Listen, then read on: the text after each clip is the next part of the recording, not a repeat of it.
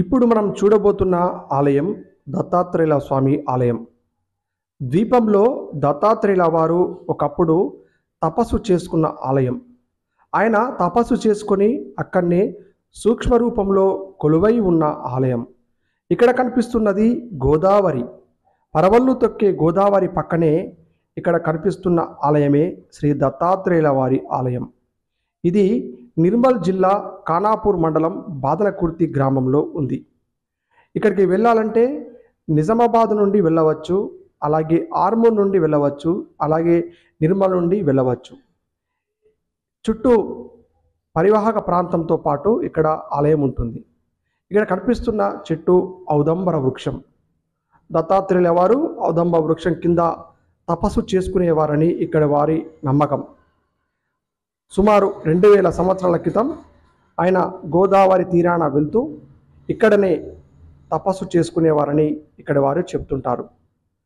ఈ గొప్ప ఆలయం ఎంతో ప్రాశస్త్యం కలిగిన ఆలయంగా భావిస్తారు. ఇక్కడికి ఎక్కడి నుండో భక్తులు వచ్చి స్వామివారిని దర్శించుకుంటారు. ఒకప్పుడు ఈ ప్రాంతంలో ఎంతో గొప్పగా గోదావరి పరివాహక ప్రాంతంలో స్వామివారు కొలువై ఉన్నారు. దత్తాత్రేయుల వారు సుమారు 2000 సంవత్సరాల క్రితం ఇక్కడ కొలువై ఉన్నట్లు చరిత్రలు చెప్తున్నాయి.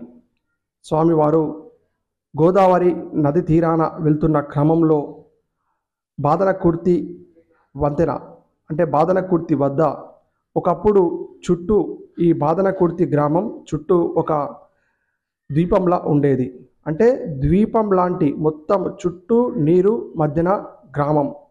ఆ గ్రామంలోనే దత్తాత్రేయుల వారు సూక్ష్మంగా ఇక్కడ తపస్సు చేసుకున్నవారని, అనంతరం సూక్ష్మ రూపంలో ఉన్నారని ఇక్కడ వారు చెప్తుంటారు. ఈ ఆలయం ఎంతో గొప్ప ఆలయంగా తెలుపుతారు. ఇక్కడి నుండి మనం అటు ఆదిలాబాద్ జిల్లా, నిర్మల్ జిల్లా, ఇటు నిజామాబాద్ జిల్లా, వివిధ జిల్లాలకు అనుసంధానంగా వెళ్ళవచ్చు. ఈ ఆలయానికి వెళ్ళేవారు మెట్పల్లి నుండి కూడా వెళ్ళవచ్చు, ఆర్మూర్ నుండి కూడా వెళ్ళవచ్చు. ఇదే ఆలయంలో వినాయక స్వామిని మనం చూస్తున్నాము. వినాయకుడు ఇక్కడ కొలువై ఉన్నాడు. ఇక్కడికి వచ్చిన భక్తులు దిగంబర దిగంబర శ్రీపాద వల్లభ దిగంబర అనుకుంటూ స్వామివారిని దర్శించుకుంటారు. ఈ ఆలయం యొక్క గొప్పతనం గురించి పుస్తకాలు రాశారు.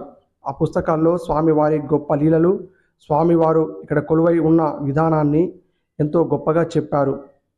దీంతో స్వామివారు ద్వీపం లాంటి ఈ గ్రామంలో కొలువై ఉన్నట్లు ఆ పుస్తకంలో చెప్పబడింది. గ్రామస్తులు స్వామివారికి ఆలయాన్ని నిర్మించారు. స్వామివారి పాదముద్రికలు మనం చూస్తున్నాము. స్వామివారి పాదముద్రికలు దర్శించుకుంటే సకల పాపాలు తొలగిపోతాయని ప్రగాఢ విశ్వాసంగా భక్తులు భావిస్తారు. అందుకే ప్రతి గురువారం స్వామివారిని దర్శించుకునేందుకు ఇక్కడికి వచ్చి స్వామివారిని దర్శించుకొని వెళ్తారు. ఇక్కడ ఈ ఆలయం ఎంతో గొప్ప ప్రాశస్త్యం కలిగిన ఆలయంగా మనం చెప్పవచ్చు. గోదావరి తీరాన ప్రశాంతమైన వాతావరణంలో ప్రకృతి అమ్మ ఒడిలో స్వామివారిని దర్శించుకోవడం ఎంతో ఆనందంగా ఉంటుంది. ఓ పక్క స్వామివారు కొలువై ఉండగా మరో పక్క ఆంజనేయ స్వామి ఆలయం కూడా ఉంటుంది. ఇక్కడికి వెళ్ళిన వారు స్వామివారిని దర్శించుకోవడంతో పాటు ఆంజనేయ స్వామి ఆలయాన్ని కూడా దర్శించుకోవచ్చు. అయితే ఇక్కడికి వివిధ ప్రాంతాల నుంచి భక్తులు పెద్ద ఎత్తున వచ్చి స్వామివారిని దర్శించుకుంటారు.